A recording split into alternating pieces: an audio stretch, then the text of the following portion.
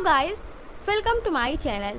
आज मैं आप लोगों को यहाँ पे बायोलॉजी क्वेश्चन सीरीज में 10 सीरीज के 5th यूनिट यानी रिप्रोडक्शन यूनिट पूरे हम इसके क्वेश्चन करेंगे। रिप्रोडक्शन जो बहुत ज़्यादा इंपॉर्टेंट है, इसका जो लास्ट चैप्टर रिप्रोडक्टिव हेल्थ और ह्यूमन रिप्रोडक्शन से क्वेश्चन बहुत ज़्यादा पूछते हैं, तो आप इसे अच्छे से देखिएगा, ध्यान से करिएगा, प्रैक्टिस कर लीजिएगा। ये यूनिट बहुत ज़्यादा इंपॉर्टेंट है। Question number 1, which of the following flowers only one it's life time.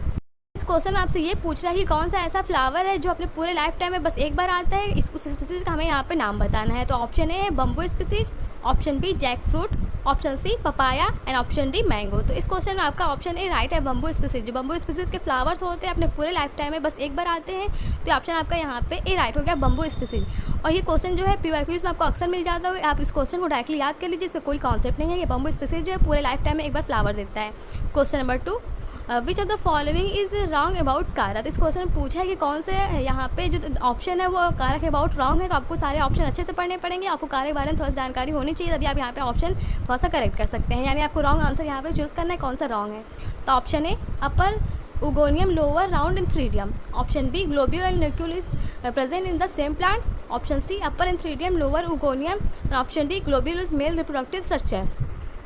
तो गाइज यहाँ पे ऑप्शन आपका सी राइट है, यानी कि आपको रॉन्ग आंसर ये है कि अपर इंथ्रीडियम लोअर उगोनियम ये आपका कारक है अबाउट रिकॉर्डिंग जो है ये रॉन्ग ऑप्शन है। तो ऑप्शन आपका सी राइट हो गया। Question number 3, a dioecy flowering plants prevents both. इस क्वेश्चन पूछे कि डायोसिस फ्लावरिंग प्लांट किसको दोनों को रोकता है। तो option A autogamy xenogamy, option B autogamy and geitonogamy, option C geitonogamy and xenogamy, option D cleistogamy and xenogamy.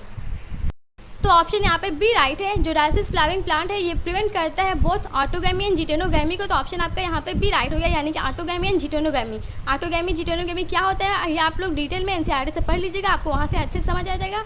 चलिए क्वेश्चन अगला देखते हैं। तो क्वेश्चन नंबर हमारे यहाँ पे 4 है, pollen grains can be stored for several years in liquid nitrogen having temperature.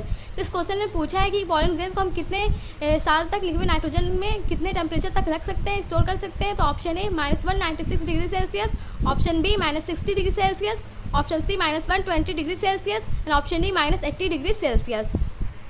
यहाँ पे क्वेश्चन नंबर 4 में ऑप्शन आपका ए राइट है, -196 डिग्री सेल्सियस। जो पोलन ग्रेन होता है हम स्टोर कर सकते हैं several years in liquid nitrogen having -196 degree temperature. तो ऑप्शन आपका ए राइट हो गया, -196 डिग्री टेम्परेचर। ये भी क्वेश्चन राइटली आप लोग याद कर लीजिएगा। Question number 5, the ovule of an angiosperm is technically equivalent to. तो option A megasporophyll, option B megasporangium, option C megaspore mother cell and option D megaspore.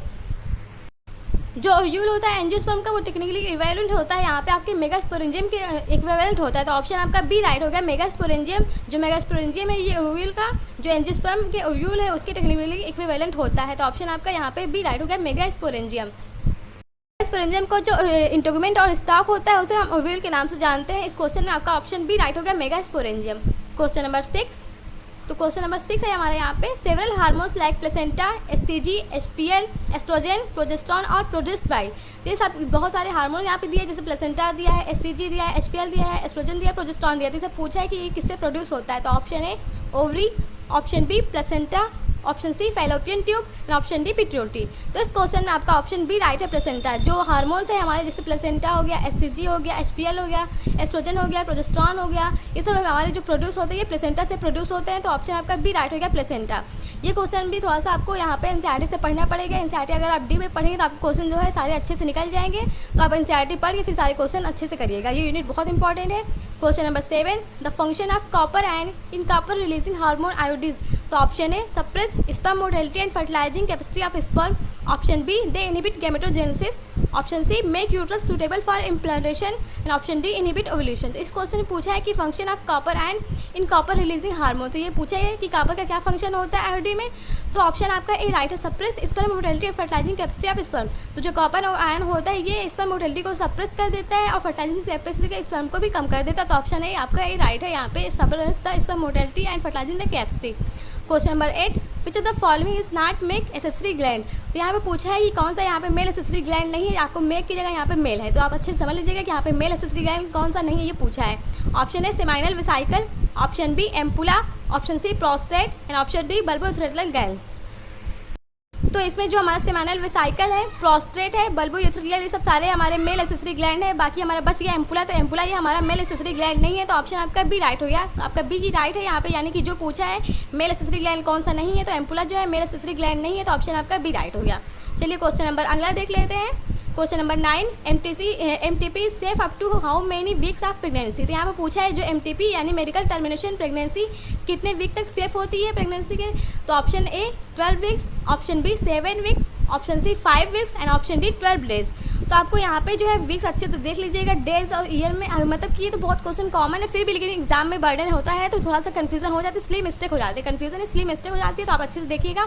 तो जो एमटीपी जो होता है सेफ होता है हाउ मेनी प्रेगनेंसी, तो जो एमटीपी हमारा है and medical termination pregnancy 12 weeks तक सेफ होता है, उसको हम करा सकते हैं, ऑप्शन है 12 weeks. Question number 10 and last, which are the following is a hormone releasing intrauterine devices. तो ऑप्शन है Multiload 375, option B LNG 20, option C cervical cap and option D ball. तो यहाँ पे इस क्वेश्चन में पूछा है कि कौन सा ऐसा हार्मोन है जो इंट्रायूट्राइन डिवाइस होता है, तो ऑप्शन आपका ये था कि ऑप्शन यहाँ पे आपका भी राइट है LNG 20। जो LNG 20 होता है ये हमारा हार्मोन रिलीजिंग आयोडी है, यानी कि आयोडीज इस शॉर्ट में कहते हैं, तो ऑप्शन आपका भी राइट हो गया LNG 20। ये जितने भी मैंने आपको क्वेश्चन कराए हैं, क्वेश्चन सारे बहुत ही प्रोबेबिलिटी है चांसेस आने की, सारे क्वेश्चन जो PYQs हैं ईयर में कहीं से कहीं ईयर बहुत ज़्यादा पूछे गए हैं, एग्जाम में बहुत सारे जो हमारे नीट एग्जाम है उसमें कई बार पूछे गए थे, मैंने आपको मोस्ट प्रोबेबिलिटी जो क्वेश्चन आने की संभावना है उसको बत कराया। आप अच्छे से प्रैक्टिस कर लीजिएगा, देख लीजिएगा, और कोई डाउट तो कमेंट सेक्शन में पूछ सकते हैं। इस यूनिट की अच्छे से प्रैक्टिस कर लीजिएगा। Thank you so much guys.